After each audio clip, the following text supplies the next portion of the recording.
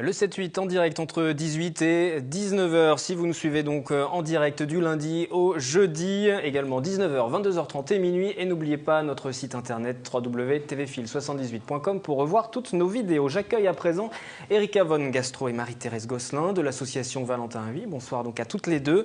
Demain 4 janvier, journée mondiale du braille. Et puis également sur ce plateau, Mathieu Lopez. Bonsoir. Bonsoir. Vous êtes de l'association des paralysés de France, l'antenne des Yvelines, qui poursuit son action pour le droit à une vie affective et sexuelle pour les personnes en situation de handicap moteur. On va débuter cette prochaine séquence par la journée mondiale du braille, le 4 janvier depuis 2001. Cette journée a pour but de célébrer la naissance de Louis Braille, souligner ce handicap et puis rappeler aussi l'existence de cet alphabet tactile qui porte son nom. Vous en attendez quoi concrètement de cette journée aujourd'hui chacune ? Disons que ça fasse un peu plus de publicité pour le braille parce que c'est un peu moins pratiqué, disons, par les aveugles. Est-ce qu'il vous concerne ? Est-ce que l'objectif, c'est aussi de mettre la lumière sur l'action que vous faisiez au quotidien, oui, l'association nous, on donne donc à Versailles, on donne des cours de braille pour les personnes qui perdent la vue. C'est l'une des missions de l'association. C'est une des missions de l'association et le braille maintenant est un petit peu décrié, mais il n'y a pas de doute qu'il assure une autonomie que l'on ne peut pas avoir autrement que par la lecture, ce qui est nécessaire à nos malvoyants. Vous nous dites le braille est un petit peu décrié, vous nous dites le braille doit être mis en lumière, on doit le médiatiser un petit peu plus. Expliquez-nous, Erika von Gastro, pourquoi aujourd'hui le braille est à mauvaise presse, ou en tout cas pas assez de presse ? Disons, c'est un peu les nouvelles technologies. Disons, en informatique, on utilise un peu plus les synthèses vocales qui sont plus accessibles et plus faciles, alors qu'il existe aussi des plages braille et du braille informatique, mais qui est un peu plus difficile d'accès. L'informatique ne remplace pas le braille. Le braille, c'est différent. Non, ça ne remplace pas. Ils sont complémentaires, tous les deux. Il y a une vraie différence aussi, j'imagine, parce que le braille, on est actif, voilà, alors que au niveau de l'Internet, lorsque l'ordinateur lit les phrases qui sont écrites, par exemple, ça change tout. Là, vous êtes plus dans une situation passive. Ça aussi, c'est ce qu'on peut entendre quelquefois parmi les reproches qui sont faits à ces nouvelles technologies. Oui, mais il y a peut-être un exemple qu'on peut donner. Dans une phase, vous sortez d'une pharmacie, un malvoyant sort d'une pharmacie avec son paquet de médicaments. Les médicaments sont traduits en braille. Donc, la lecture est plus facile. Autrement, il n'y a pas de moyen. L'informatique ne l'aidera pas à lire ces médicaments. Sera indispensable. Justement, le braille, est-ce que vous trouvez qu'il est assez utilisé aujourd'hui ? Est-ce qu'on le voit assez fréquemment ? Vous mentionnez l'exemple, par exemple, voilà, des pharmacies. Les médicaments ont tous ces inscriptions en braille. Mais pour le reste, dans les lieux publics, par exemple. Dans les lieux publics, oui. Dans les musées, maintenant, ils utilisent de plus en plus. Il y a des plaquettes braille qui expliquent un peu les œuvres. Donc, c'est intéressant. Les digicodes ou dans les ascenseurs. Et les livres ? Ce qui concerne les livres, par exemple. Les livres. Est-ce qu'en librairie, vous trouvez facilement En librairie, non, mais l'association Valentin Huy a une très grande médiathèque à Paris avec plus de milliers de titres en braille. J'aimerais qu'on développe un petit peu ce système du braille, parce que forcément, on en parle, c'est forcément très connu, mais comment ça fonctionne ? Est-ce que vous avez dans les mains un petit dé ? Voilà, j'ai un petit dé magique, là. Et c'est les 6 points magiques qu'on utilise pour le braille. Donc, c'est une combinaison de ces 6 points. Et si je les tourne, là, je vais faire une autre lettre. Donc là, je vais faire un F, ou on peut faire d'autres lettres, un C, ou quoi. Je ne sais pas si on voit. On le voit à l'écran, tout à fait. Et ce petit dé, vous l'avez en permanence avec vous ? Disons, moi, je m'en sers pour mes cours. Parce que vous donnez des cours... Je donne des cours de braille à Versailles. Comment on apprend le braille, alors ? À qui sont destinés ces cours ? Comment se passent les cours ? Sont destinés à toute personne qui est désireuse d'apprendre le braille, qui a perdu la vue. Et c'est assez difficile selon l'âge, parce que je pense que... Voilà, c'était ça aussi le sens de ma question, parce que c'est forcément plus difficile. Parce qu'on dit que les langues étrangères sont plus difficiles quand on est plus âgé. Alors, est-ce que c'est le cas aussi pour le braille, par exemple ? Pour le braille, moi, j'ai pu le constater que les élèves qui sont plus âgés ont plus de difficultés au toucher.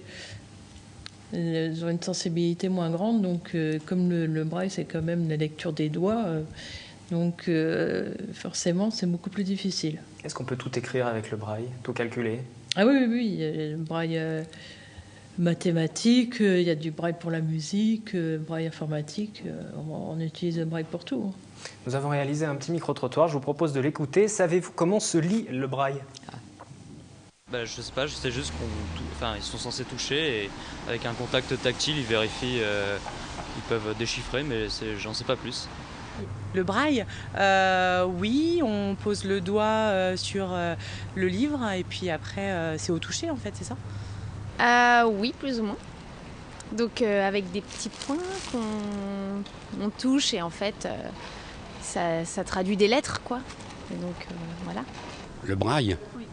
Eh bien oui, ce sont des points qui sont alignés selon un rectangle.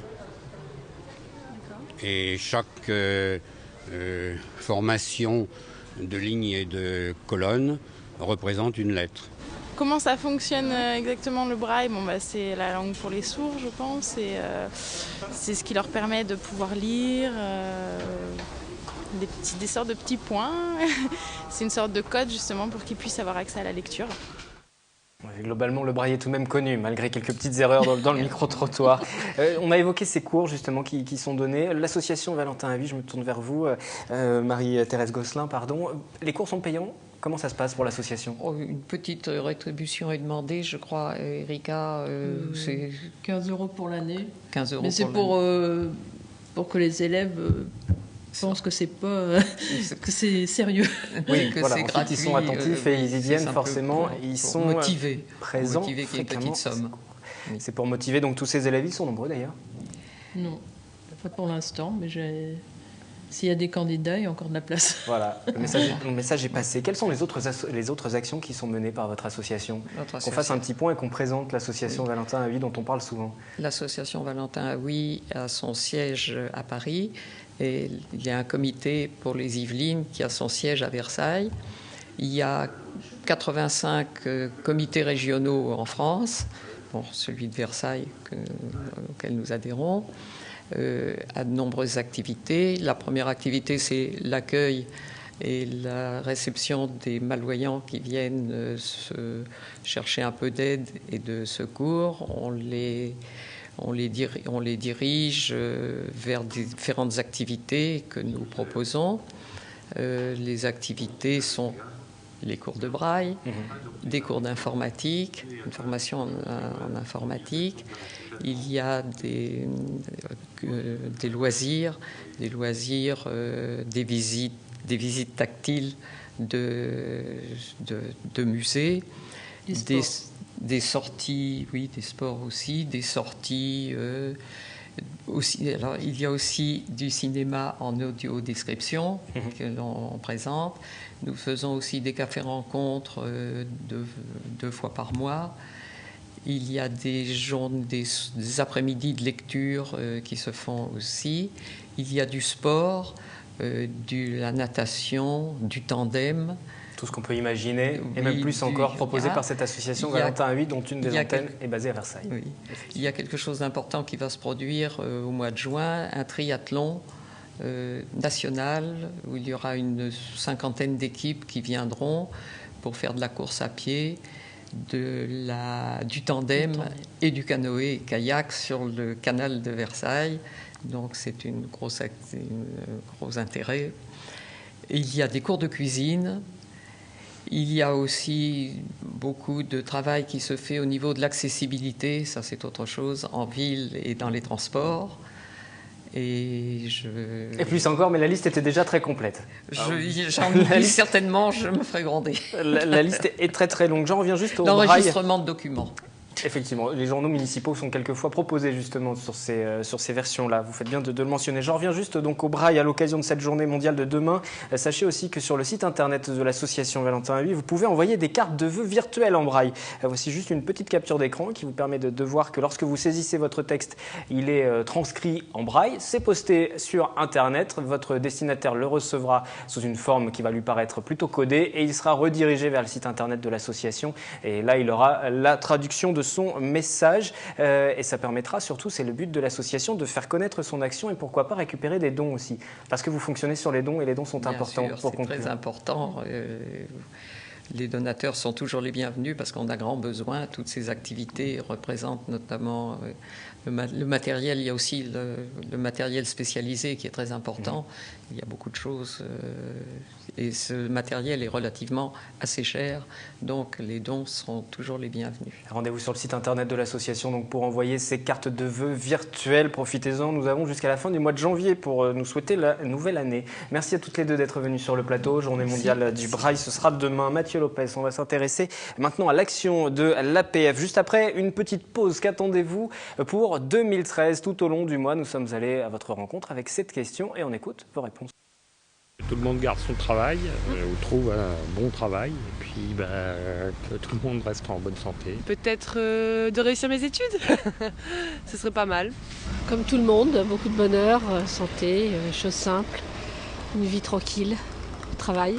Beaucoup de santé pour tout le monde, un peu moins de pauvreté en France parce que je pense qu'on peut faire beaucoup plus pour les plus démunis. Et puis effectivement que le monde va tourner un peu plus rond et qu'il y ait moins de guerre. Voilà. En tous les cas, bonne année tout le monde.